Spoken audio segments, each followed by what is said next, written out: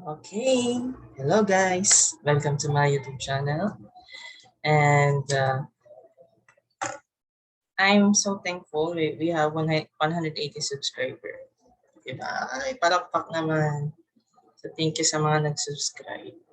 I-share nyo din po itong video na to. Share, like, and share nyo lang. Para mas dumami pa ang makapanood nitong video na to at marami ng subscribers. Diba? Sana dumami. Okay, let me share my screen. So ngayon, pag-uusapan naman natin kung paano nga ba magsulat ng cause and effect text or writing a paragraph showing cause and effect relationship. Parang relationship lang yan. Minsan, okay. Minsan magtatagal. Minsan, maghihiwalay din. Malapit ng February 14. Joke lang po. Okay, let me share my screen. Okay. Okay. Okay. So kindly look at this picture. So ano ba yung pinapakita ng picture na ito? Patungkol saan ba? So ito ay patungkol sa global warming. It talks about global warming. What happened? Ano ba nangyari? Naputol yung mga puno. Yung usok na galing sa pabrika. Mainit na panahon or tumataas yung kumbaga mainit pa, climate change. Saka yung usok na galing sa vehicle. Why did it happen? Sino nga ba ang may kakagawa nito? So we experienced the effect of global warming because of the undisciplined people. Dahil kagagawa natin. Diba? Nararamdaman na natin ang global warming. Okay? Ito yung mga epekto ng global warming ay dahil sa kapabayaan ng mga tao. Okay? Ano naman ito? Ano bang pinag-uusapan dito sa picture dito? Ano ba yung pinapakita dito? What happened? So nagkaroon ng hawahan. Okay? So kumakalat yung virus. Kumakalat yung virus. Why did it happen? Yun nga. Okay? Dahil nga kumalat ito, so nahihirapan yung mga bansa na sugpuin yung virus or COVID-19. Kaya gumagawa tayo ng paraan para makaligtas dito. Katulad ng social distancing, pagsusuot ng mask, at yung pagpapabakuna at saka pagpapabooster na rin. Okay, how about this one? Ano yung sumisimbolo dito? Okay, so ito ay sumisimbolo sa pagkamkam ng pera. What happened? Merong korupsyon. Okay? Naghihirap yung mga tao. Maraming kinukuha or talamak yung korupsyon sa ating gobyerno. Why did it happen? Kasi ito sa mga sariling interes ng mga politiko. Sariling interes nila, dahil sa kanilang sariling interes at pagpapayaman, nahihirapan ang mga mamamayan. Lalo na yung mga mahihirap na mamamayan. Sila ang unang-unang naapektuhan ng korupsyon. So ngayon, pag tatalakayan natin ay ang cause and effect text. Paano nga ba gumawa ng cause and effect text? So ito yung ating learning competency. Write paragraphs showing cause and effect relationship. Okay. Identify the cause and effect in a given text. Create sentences showing cause and effect relationship. Share ways on how to prevent the possible effects of a certain issue or problem. Ito yung ating task, objective. Ano nga ba ang cause and effect text? Siyempre, dahil nandun na nga sa word na itself, di ba? Cause, sanhi at bunga.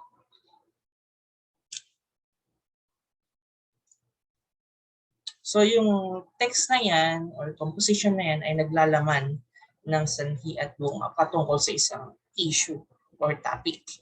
So it describes something that happens and explain why it happens. Yan po yung cause and effect text. Pag sinabi nating effect, tells what happens. This is the result, the outcome. Okay, ito yung bunga. Okay. For example, di ka nag-aral, bagsak. Yun yung bunga. Cause, sanhi, tells us why it happens. Ito yung reason bakit nangyari yan. Example, bakit ka iniwan ng jowa mo? Kasi hindi mo pinapakitang mahal mo siya kasi nag-taxel ka. Bakit bababa ang grades mo? Kasi hindi ka nagpapasa ng mga articulated tasks, ng PETA, ng mini task. Ang inuuna mo yung paglalaro ng Roblox, paglalaro ng Minecraft. Bakit? Bakit bababa ang grades? Tinatamad mag-aral. May time pero hindi ginagamit ang time. Magawa ng article, ng task, activity. So yun yung cause and effect. Lalim ng hugot ko, no? Okay, examples. The product was rated poorly because it was below standard. Underline word, the product was rated poorly. Bakit? Kasi below standard. What happened? The product was rated poorly. This is the effect. And the cause, why did it happen? It was below standard. Other example, Janice got an A on her science test because she studied very hard. Bakit siya nakakuha ng A or naka-perfect siya sa science test? Kasi nag-aral siya ng mabuti. What happened? Janice got an A on her science test. And why did it happen? She studied very hard. So, makikita natin yung cause and effect relationship dito. Kung may sanhi, may bunga. Kung may bunga, may sanhi. Pwede ito siya magkabaliktad. So, depende ito sa signal words or transitional devices na gagamitin natin. Okay? So, what makes the cause and effect relationship clear? Paano ba natin malalaman yung cause at saka effect? So, dahil ito sa mga clues, word clues, or yung mga signal words na yan. The sentences use word clues such as because, therefore, so, if, when, or as a result. Okay? Yan yung makikita natin. Ito yung nagduduktong or nag-unite doon sa cause at saka sa effect. Okay? Kaya nga tinawag natin relationship. Cause and effect relationship. Parang relationship nyo. Minsan matibay, minsan parang malabo na. At minsan pwede pang ibalik. Or minsan hindi na pwedeng ibalik. So these are examples. We can interchange cause and effect relationship. Pwedeng mauna ay cause, pwedeng mauna ay effect. So these are examples. She made one big mistake. As a result, ito yung signal word or word clue, she lost her job. Mary studied hard for the chemistry exam. Therefore, she got an A+.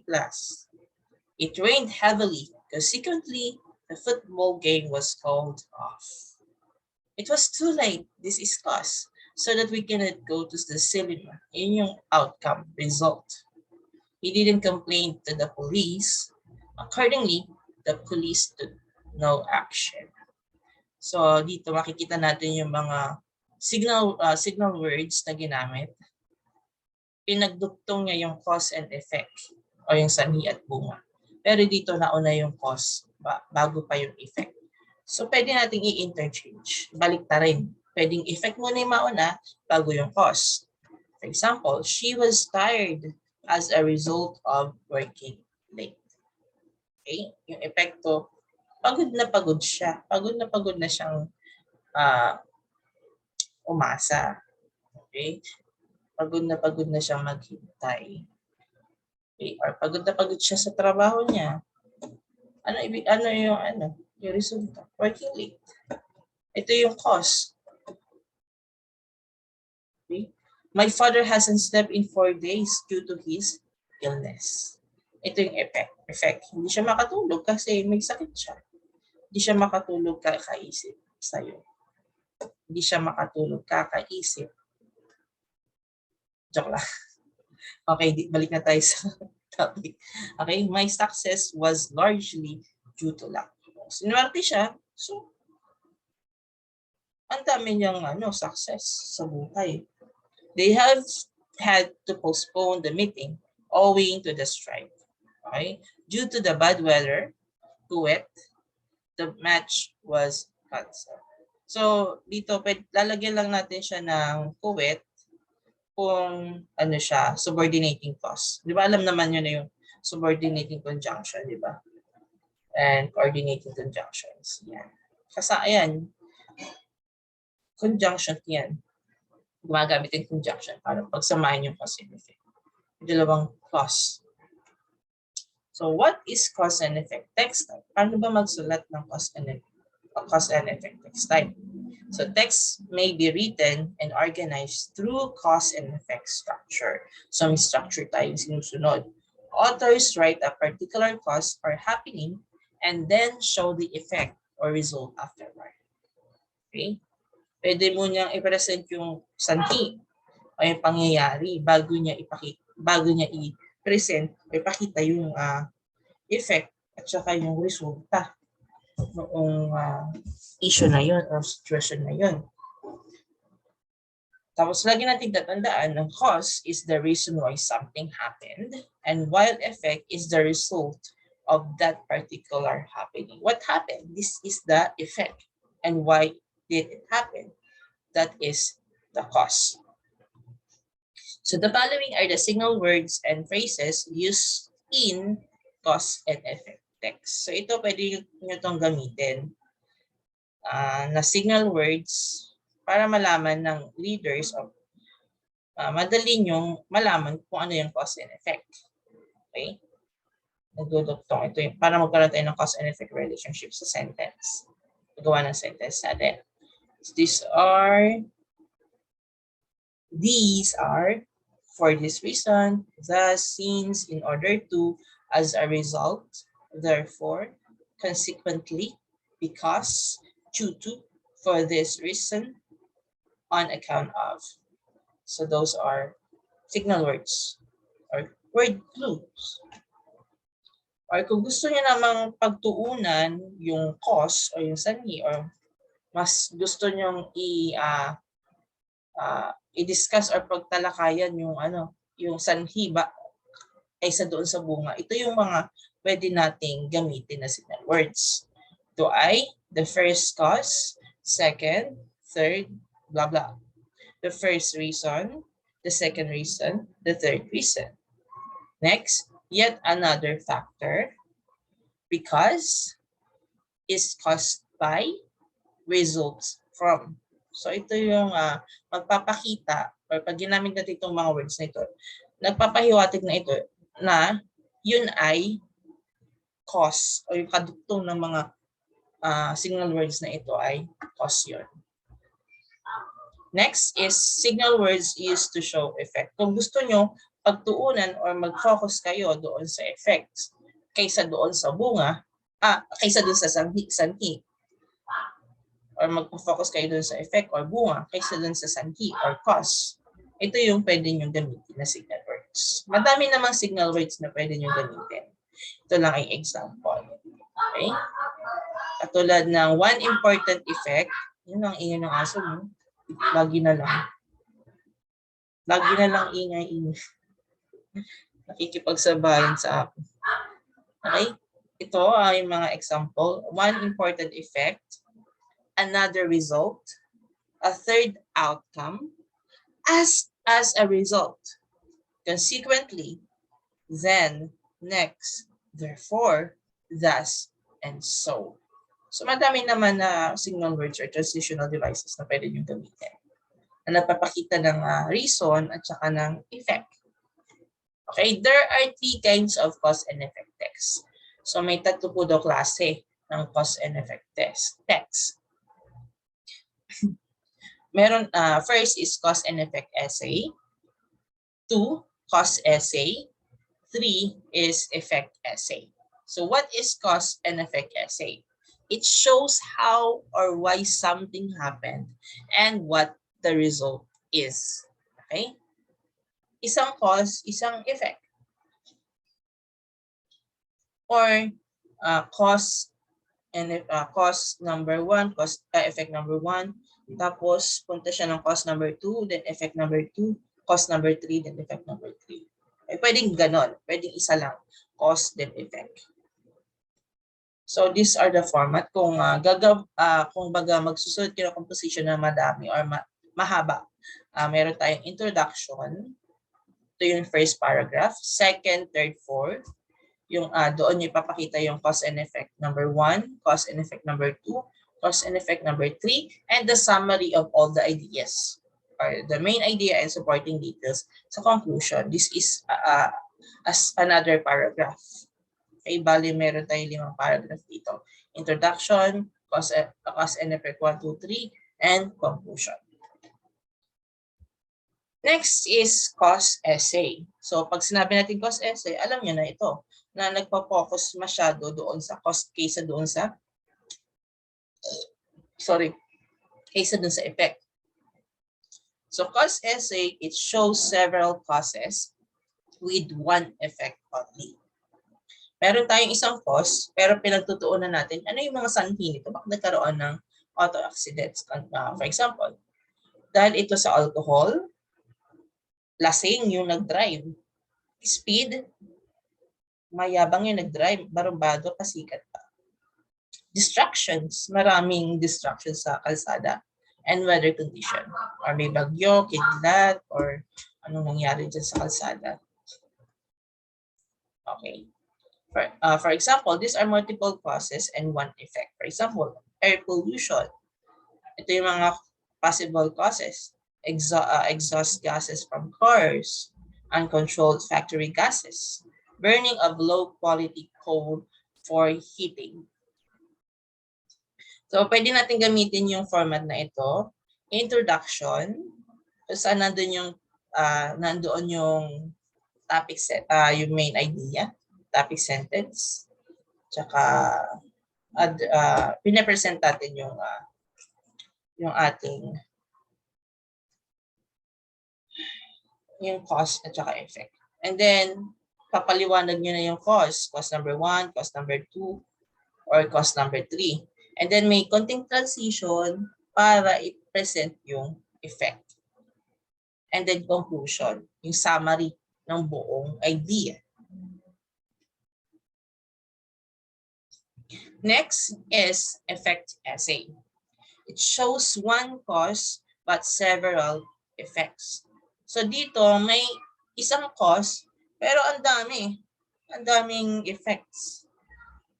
Okay, for example, inner body effects of smoking. Ito yung epekto ng pagsisigarilyo.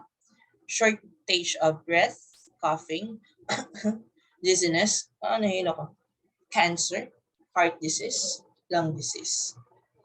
Okay? So mas pinagtutuunan ng effect essay ang effect kaysa sa cause. Okay? Same lang naman yung format niya. Pero tayong introductory paragraph, then cause, isang paragraph para sa cause, may konting transition na paragraph, then magtutuon na siya sa effect number 1, effect number 2, effect number 3, hanggang yung conclusion or summary ng buong ideas. Okay? Okay. So, skip natin to. Mamaya balikan natin yan. Kasi gusto ko nang i-discuss. Before writing cause, okay? So before you write a cause and effect paragraph, remember the following. Bakit kaya kailangan nating tandaan ang mga bagay na ito bago tayo magsulat ng cause and effect paragraph? So ano nga ba yung gagawin natin? First, know the reasons for writing a cause and effect paragraph. Alamin mo ano ba yung dahilan mo kung bakit nagsusulat ka ng cause and effect paragraph. Dahil nasaktan ka? Dahil iniwan ka ng jowa mo? Joke lang. Siyempre, ano ba yung reason? Ano ba yung dahilan? Bakit magsusulat ka ng cause and effect? Ano yung purpose mo? So may mga purpose tayo. Pwedeng gusto mo lang i-solve yung problem. Okay? To solve a problem. To predict an outcome. Gusto mong ipakita sa reader mo yung mangyayari, posibleng mangyayari kapag nangyari yung issue na yan. For example, yung global warming. Ano yung posibleng outcome, magiging resulta noon? Okay? Yung pinagagawa natin yan. Pagtatapon ng basura. Ano yung magiging possible outcome yan? Understand the situation. Or ipaintindi sa mga readers natin na merong epekto yung mga pinagagawa nila or pinagagawa natin. May cause at effect. Kumbaga, malaman nila yung sanhi at bunga. Okay? Para makapag-decide sila kung gagawin ba nila yon o hindi. Or, gusto lang natin sila i-entertain. Or to persuade.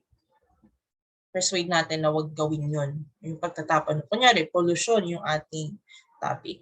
So, hinihikayat natin sila na wag sila magtapon. Kaya, pinapresent natin yung causes at saka effect. Or effects at saka yung cause. Or cause and effect relationship doon sa paggawa natin ng isang simple paragraph. Kasi gagawa kayo ng paragraph. Okay?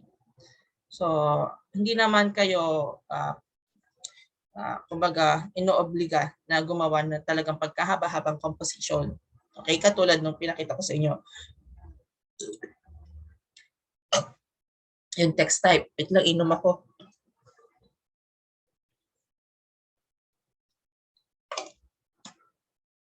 Sorry, tumaas yung acid ko.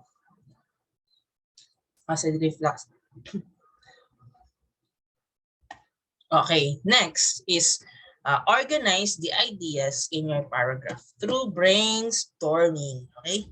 Paano yun? Paano nyo gagawin yun? Sige nga, paano nyo nga na-organize yung ideas nyo in your paragraph through brainstorming? Siyempre, unang-unang gagawin nyo dyan, mag-outline kayo. Isusulat nyo. Sulat nyo sa papel. Mag-outline kayo yung topic ng inyong gagawing cause and effect text or paragraph. And then yung main idea nyo, ilalagay nyo doon. Okay, outline nyo. And then yung cause and effect. Isulat nyo na yung cause and effect. And then yung conclusion nyo. Isulat nyo na rin bago nyo i-convert siya into paragraph. Mas maganda kasi yung i-collect muna natin yung ating ideas bago tayo magsusulat ng paragraph. Okay, gather muna natin yung mga ideas natin. So, ano yung mga format? Okay? So kung ang gusto nyong gawin is magsulat ng paragraph na ang pinagtutuunan nyo ng pansin ay yung cause kaysa doon sa effect, this is the format when writing about causes. So unang-una yung topic sentence, yung ating main idea. This is the statement of the effect and overview of the causes. So ipapakita nyo doon yung epekto and then yung causes. And then next is the supporting details. Ano yung supporting details na sa cause number 1 mo, cause number 2, at cause number 3? Ipapaliwanag mo yung mga dahilan. Okay? Yung sanhi. Pero ito ay naka-arrange sa chronological order. After nyo na maibigay yung causes, ma-explain nyo, ma-discuss nyo sa inyong paragraph, syempre, kayo na kailangan ng conclusion. Ito ay summary. Okay, restatement of effect, isusulat nyo lang ulit yung effect, and then yung summary of causes. Okay? Hindi mo isusulat lahat yung sa conclusion. Isa-summarize mo, ibubuod mo. Okay? Kung ano yung mga causes. For example, sa paninigarilyo. For example, lung cancer. Ano yung mga causes? For example, restatement effect. Lung cancer. Ano yung sanhi? Smoking, eating carcinogenic foods, ganyan. And then, call for action. So, lalagyan natin ng call for action. Isa-summarize natin yung effect and causes, pero magbibigay tayo ng solution. Paano yun? Paano nila ma-handle yung ganong situation, or how do they deal with that kind of scenario or problem or issue? Call for action. Ano yung hakbang na dapat nilang gawin? Ayun, gawin ng inyong leader. Same lang naman yan sa pag pinagtuunan nyo ng pansin ay effects. Ganon din naman. Nagkabaliktad lang. So format when writing about effects, topic sentence. This is the statement of the cause and overview of the effects, supporting details. Nagkabaliktad lang din. Effects arranged in chronological order. We have effect 1, effect 2, effect 3. And then the conclusion, restatement of cause, and the summary of effect, and giving call for action. Okay, number 3, decide on the focus of your paragraph to achieve unity in your work. So pag-isipan nyo, ano ba yung focus ng inyong paragraph? About cause or about effect? So mamili kayo. Hindi dala-dalawa yung jowa nyo. Ha? Yung namamangka kayo sa dalawang ilog. Pili kayo ng isa. So ano ba yung focus ng inyong paragraph? Cause ba? Or puro cause ba yung i-discuss nyo? Ipe-present nyo lang ba yung effect? Or ipe-present nyo lang yung isang cause and then maraming effects? So mamili kayo. Paano ang inyong focus? After nyo mamili, create a topic sentence that focuses on the central event, feeling, or action will be easier. Yun, kapag alam nyo na yung napili nyo, ayan, gumawa na kayo ng topic sentence. At yun yung magiging main idea nyo para maisingit nyo na yung mga supporting details. Okay? For example, cause yung pinagtuunan nyo ng pansin, gawa kayo ng topic sentence about cause, and then yung overview ng epekto ng cause na yon. And then doon ka maglalagay ng supporting details about sa effect. Okay? And then, susunod na yung conclusion. Next is, improve coherence by limiting the number of causes or effects to 2 or 3. Bakit? Bakit hindi pwede maglagay ng madaming causes? Bakit hindi pwede maglagay ng maraming effects? Dahil nakakalito din ito. Malilito din ang leaders natin. Bakit ang dami-daming causes tapos hindi naman na-explain ng mabuti or na-discuss ng mabuti? So, mas maganda yung konti lang, 2 or 3 causes or effect, and then i-discuss natin mabuti or explain natin mabuti or magbigay tayo ng information doon sa mga causes na iyon. Okay? Kasi sa sobrang dami na, hindi na yan matatandaan ng leader. Okay? Hindi na alam ng leader kung alin ba yung doon, main causes or effect. At least 2 or 3, matatandaan nila or mas maiintindihan nila yung text mo. Yung ginawa niyong paragraph or cause and effect text. Number 5, ayan, examples. These are examples. Ayan, examples yan. And ito, example din yan. 5, include transition words or word clues which focus on the purpose of the paragraph and supporting sentences which identify the cause or effects. So these are transition words indicate cause or reason. We have because of, as, owing to, for, since, due to, in that, cause, for the reason that, so that, unless. The main reason, then when. Ito naman yung transition words indicate effect or result. We have so, for this reason, as a result, if, consequently, effect, otherwise, therefore, thus, in consequence. So ito yung pwede nyo gamiting transition words. Ang daming transition words or word clues na pwede nyo gawin. Mamili lang kayo dito. Yung mga basic words lang, yung mga simple transition words, yun na yung pwede nyo gamitin. Okay, since na paragraph naman yung gagamitin nyo. At grade 5 naman, pa lang naman kayo. So yung mga basic words na lang yung gamitin natin. Okay? For example, so this is credits from Jill M. Leung, 2007. Okay, let us read her text. So this is about bubonic plague. So about 75 million died from the bubonic plague during the 14th century. Half of the population of Italy fell victim to the disease. The plague caused high fever, swollen glands, dark bruises or sores on the face, and spitting of blood. Most people who got the disease died within 5 days. The disease was spread by fleas from rats. Lack of sanitation and poor medical knowledge account for the continuous plague pandemics throughout the 14th century.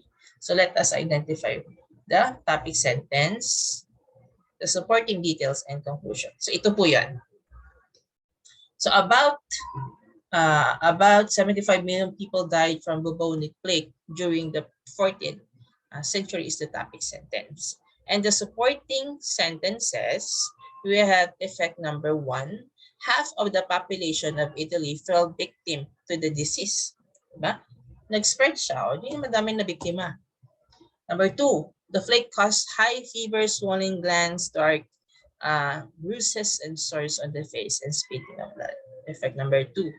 Effect number 3, most people who get the disease died within 5 days. Namatay sila. Okay? Dahil doon sa bubonic plague. So this is the conclusion. The disease was spread by fleas from rats. Lack of sanitation and poor medical knowledge account for the continuous plague pandemics throughout the 14th century. So ganyan po tayo gagawa ng ating paragraph. Magpapakita ng cause and effect relationship, or cause paragraph, effect paragraph. Okay? And then, lagi nating tatandaan na pantay dapat yung may margin ha. Dapat kung mag-encode kayo or magsusulat kayo. And then, naka-indent yung first beginning sentence. Naka-indent. May space dito sa una. Okay, yan yung minsan pagkakamali ng ibang estudyante. Block style lang, walang indentation yung beginning sentence. Another example, divorce is a complex issue with more than one cause. So alam na natin, cause text to. Okay? Lack of communication is one of the leading causes of divorce. So yun yung supporting details. Konting minor details about the supporting details. You can't have an effective relationship if either one of you won't discuss your feelings, can't talk about your mutual or personal issues. Next is, what is more financial problem are a possible cause of disagreement between couples. Married couples could argue about their financial responsibilities or unequal financial status. Okay? Thus, this leads to the end of the marriage. Diba? Third cause is bad habits such as alcohol addiction or gambling. Due to the fact that the drug and alcohol abuse as well as excessive gambling is harmful to the marriage, couples decide to end their marriage. Ang kawawa naman. Alam nyo, yung divorce, ang kawawa dyan yung mga anak. Hindi sila. Sana naman walang gumaya sa ganitong divorce. Kumbaga, kung mag-aasawa kayo, dapat yun na yun. Hanggang till death do us part na talaga. To sum up, lack of communication, financial problems, and bad habits are the major causes of the divorce. So let us see. So ang topic sentence dito ay divorce is a complex issue with more than one cause. Okay? So ito yung statement of the effect, divorce, and the overview of the cause. So ibig sabihin marami daw causes ng divorce. So the supporting sentences, the cause 1, lack of communication is one of the leading causes of divorce. Cause number 2, what is more financial problems are a possible cause of disagreement between couples. Cause number 3, a third cause is bad habits such as alcohol, addiction, or gambling. And the conclusion is sum up. Okay? Lack of communication, financial problems, and bad habits are major causes of the divorce. So this is the credits to Guler Skillshare to 2010. Okay, kanya po kasi yung text. We just use it in our discussion. Any question po? These are my references. And then, basahin na lang din natin itong activity na to. Reading activity. Sige, identify natin yung cause and effect. Ito. What happened? Obesity. What happened? Why did it happen? So these are the questions that we need to answer. What are the causes of obesity of Filipinos? And what are the effects of these causes? So let us read the text. Healthy living or more obese Filipinos due to social media, fast food meals by the Manila Doctors Hospital in partnership with the Lifestyle Section, interaction.com, Friday, November 15, 2013, 11:35 a.m. Ito po yung reference. Okay, paragraph number 1. Are you starting to be alarmed every time you step on a weighing scale or when you buy new clothes in the next bigger size? So dito sa paragraph number 1, pinapakita yung epekto ng obesity. Diba? Bibili ka ng bagong damit.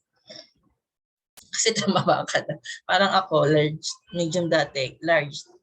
Bumili ako large, ngayon XL ng kasya sa akin. Okay, paragraph number 2. Manila Doctors Hospital internal medicine consultant Dr. Anthony Liach writes about obesity and why more and more Filipinos are growing horizontally. So dito pinakita yung cause and effect relationship. Okay, paragraph number 3. In the Philippines, studies on obesity among children and in adults reveal a sad and disturbing pattern. The prevalence rate of obesity has been increasing through the years.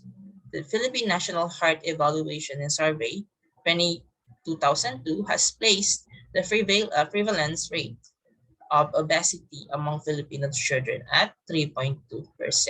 This has increased to 4.9% in 2003.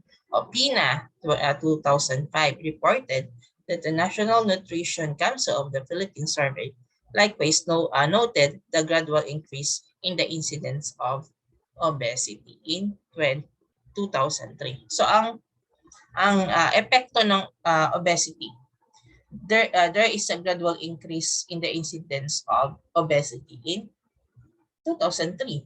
So ba lumolobo siya, na dumadami yung mga bata na nagkakaroon ng ganitong condition or yung biglang pagtaba or yung obesity. Number 4, overweight children aged 0 to 5 years rose from 0.4% to 1.4%. The prevalence rate of overweight children aged 6 to 10 years was almost negligible in 1998, but had a significant increase to 1.3 in 2003. Mayuga, a year to 2005, however, said that the result of a survey conducted by the Food and Nutrition Research Institute, or FNRI, of the Department of Science and Technology are more alarming. It was revealing that in 1989, the prevalence rate of obesity among Filipino children was at 5.7. In 1993, it increased to 8.8%. So it increased prevalence rate of obesity among Filipino student is increasing, di ba? Nakita natin dito sa mga datas dito, mga years, okay, na kung saan lumalaki o lumolobo talaga yung rate ng obesity among Filipino. O may gusto ka idagdag, i-comment nyo sa ating comment box. Okay, number 5. In schools, malls, and clinics, we are seeing more and more obese patients than the last few years through determination of high body mass index and high waist ratio. So ginagawa tayo para malaman natin kung obese pa talaga yung patient through BMI and high waist ratio. Coupled with this glaring finding is the raised blood sugar and abnormal serum lipid values. Ito, epekto na to. Siyempre, obese ka, may tendency na tumaas yung blood sugar mo at nagkaroon ka ng abnormal serum lipid values. Inom lang ako.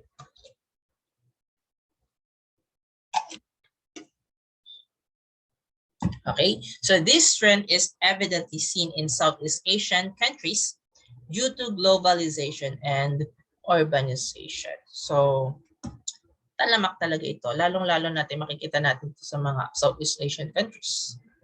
If we will not act urgently about this phenomenon, through strong government policy recommendation, the NCDs or non-communicable disease will further hurt the disadvantaged sector, specifically the young and poor segment of the population.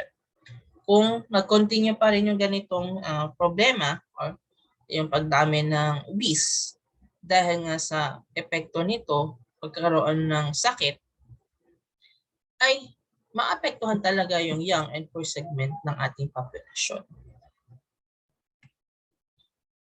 So paragraph 6, NCDs are not exclusive to the affluent elderly patients, but they are seen across all social classes and more predominantly in the young and poor population. So, hindi lang man ito sa matanda nakikita, kundi sa lahat. Okay? Lahat posible maging magkaroon ng ganito or maging obese kung mapapabayaan sa kusina. This results from unhealthy dietary patterns such as high calorie intake from total fats. So, ang resulta nito ay yung unhealthy dietary pattern. Kakaroon ng high calorie intake. Yan. Ito yung cause di ba? Sanhi kung bakit naging obese dahil sa high calorie intake from total fats, high consumption of sugars, and sweetened beverages. Ito yung sanhi kung bakit nagkaroon ng, bakit ka tumataba, nagiging obese ka. Low consumption of fruits and vegetable. Yan ang cause. Diba? In 1977, Prof. Gerald of Reaven of Stanford University theorized that obesity was the trigger risk factor in the development of a medical condition known as Sundrom X, composed of obesity, hypertension, diabetes, mellitus, hypertriglyceridemia, sorry for the pronunciation, and low HDL control. It has undergone massive research work and has evolved into so-called metabolic syndrome, leading into NCDs, killing millions every year. Ito na yung epekto ng unhealthy dietary patterns. Okay? Yung metabolic syndrome. Number 7, according to Prof. Antonio Dans et al., Lancet article of February 2011. So abdominal obesity might be more important in people of Southeast Asian countries than from the rest of the world. In the Inter-Heart study, yan na naman tayo, may proof sila. Waist to hip ratio was a better predictor of coronary artery disease than was BMI. So hindi lang naman daw BMI ang pwede nating pagbasehan, kundi yung hip ratio, waist to hip ratio. Okay? So this finding was especially true in Southeast Asian people, in whom a high waist to hip ratio increased the likelihood of coronary artery disease, almost 4 times compared to twofold rise in the world population. So ito yung magiging epekto, di ba, ng obesity, pagkakaroon ng coronary artery disease, kasama na ito, di ba? So though the prevalence of obesity is increasing in the Asian region, there is a paradoxical persistence of undernutrition. This double malnutrition, undernutrition, and overnutrition. So may tinatawag, ang obesity kasi is, hindi naman siya, ibig sabihin, overnutrition. Pwede din siya undernutrition. Kumbaga, hindi maganda yung kinakain mo. Hindi healthy yung kinakain mo, kaya ito yung resulta na pagiging mataba mo, or overnutrition, sobrang madaming nutrition ka na, hindi na sobra-sobra ng hindi na na-absorb ng ating katawan, kaya nagiging fats na. So this double malnutrition presents a great and difficult public health challenge for a poor country like the Philippines, because catch-up weight gain after prenatal and postnatal restriction has been postulated to increase risk of diabetes and cardiovascular complication. Ito yung epekto nga ng gaining weight, di ba? After prenatal and postnatal restriction. Pag nanganak, yan, kakaroon ng risk, pwedeng magkaroon ka ng diabetes at saka cardiovascular complication. Ito yung epekto ng obesity. Number 8, recently, some experts have recognized internet addiction, in which individuals spend an excessive amount of time online, as an evolved, nakabalik yung sorry for the typographical error, as an evolving medical condition in the age of the internet, Twitter, and Facebook. Obesity will continue to rise due to the lack of physical activity, with increase of unhealthy eating patterns. Okay? Ito po yung cause. Okay? Bakit nag-gain weight tayo? Lack of physical activity.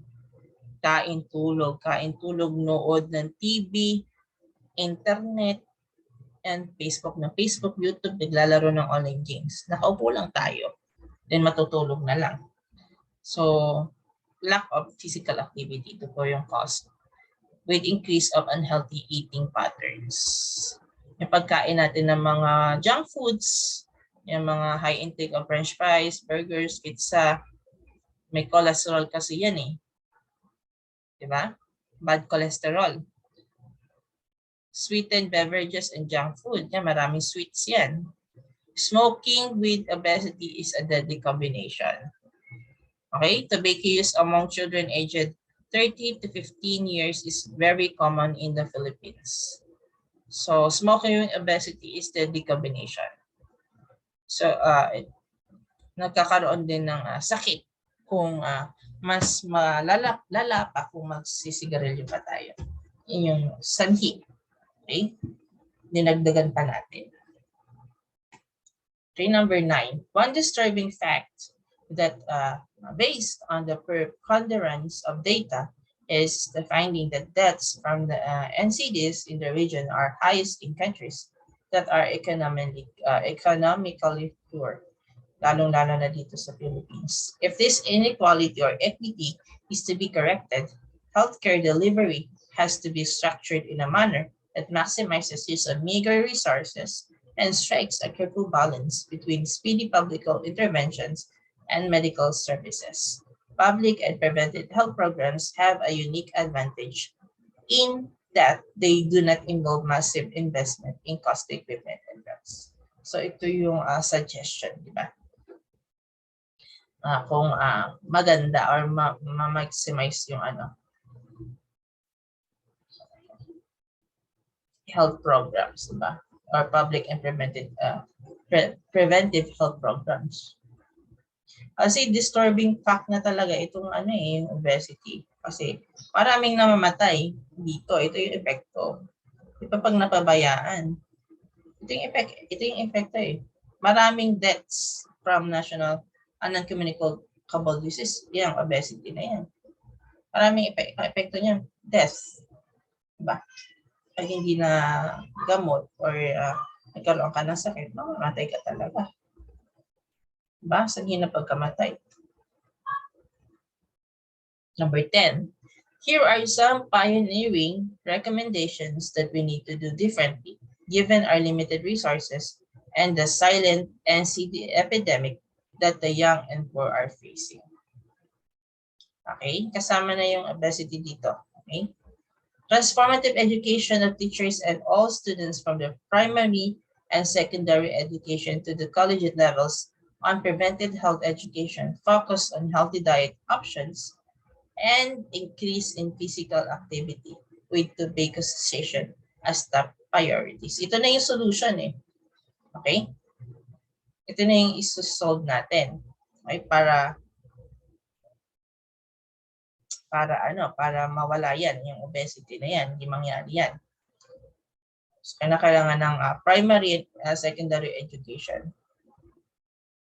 Kinakailangan ng transformative education. Okay?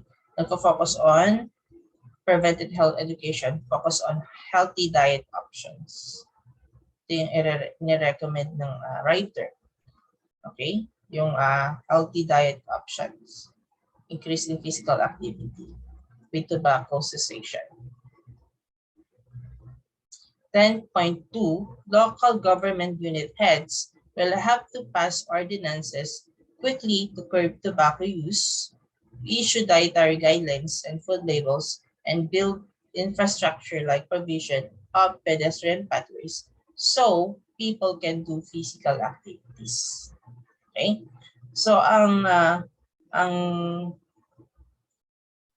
cost or solution dito, yung cost naman dito is yung building by infrastructure like provision of pedestrian pathways. So ano yung magiging epekto ng ganitong solution? Yung people can do physical activities. Yun lang naman kasi ang important. Kasi lack nga of physical activities yung mga obese. Workplaces in private and public organizations should build a health environment, smoke-free policies, health diet options, and facilities for physical activity. So dito nagbibigay na ng solution. Kasi lack of physical activity ang dito, ang pinaka Okay?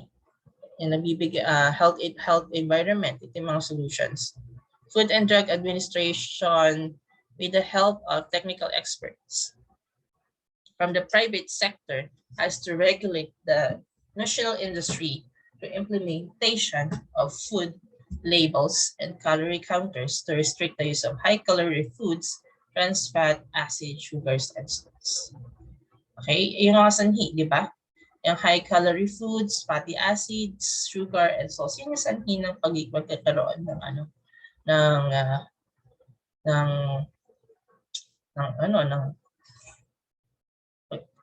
pagtaba, gaining weight. So ang solution nila dito is to regulate the nutritional industry. Okay? Controlin. Okay? I-regulate. I-restrict. Di ba? Yung labels, food labels, implementation of food labels and calorie counters to restrict the use of high-calorie foods, trans fatty acid, sugars and salts. Ito yung solution dito sa cost. 10.5, civil society including coalition of affected individuals and their families, medical organization, and the media champions should play a major part in holding our leaders accountable for delivering the under commitments on non-communicable disease. Okay? So, nagbibigay na dito ng solution. So the time to act now is to protect the young and poor affected massively by non-communicable disease. Ano yung reaction nila dito? O epekto? Kinakailangan na nilang protektahan yung young and poor affected massively by non-communicable disease. Okay? kung gusto nyo pang i-share yung mga cause and effect dito sa text na to, i-share nyo po sa comment section so that we can read it, so that the other viewers can read your answers or your insights. So I hope you learned something. See you in my next video. Bye-bye. Peace out.